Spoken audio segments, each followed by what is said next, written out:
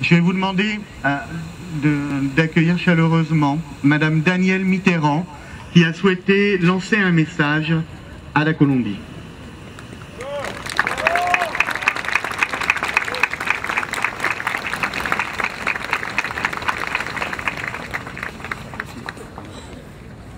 Eh bien, bonsoir. Si je suis là ce soir, et France Liberté m'accompagne, et de toutes les associations qui veulent rendre hommage aux victimes d'une guerre qui pour moi est incompréhensible, mais c'est ainsi, qui dure depuis si longtemps et qui aujourd'hui, dans ces jours qui viennent de se passer, on peut craindre qu'elle ne dégénère et embrase cette partie du monde qui nous est si chère. Alors je voulais simplement vous lire un message. Je condamne fermement les bombardements survenus récemment au moment d'un processus de dialogue qui était en cours et qui aurait eu sans doute des conséquences réelles, comme la libération déjà de 6 otages et de tous ceux que l'on attend libres. En lançant une opération militaire sur le territoire équatorien, on peut en conclure que le président Uribe ne veut peut-être pas la paix,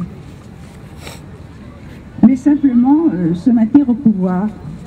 Ça donne à réfléchir et il faudrait bien qu'on apporte une réponse à cette question.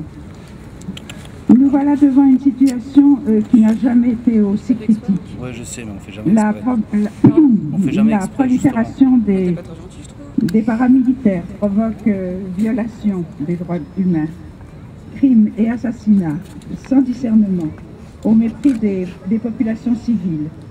La politique d'affrontement et de menaces entre les groupes de guérilla et les paramilitaires soutenus par l'armée a tellement duré qu'elle déborde aujourd'hui des frontières et transforme la région en poudrière.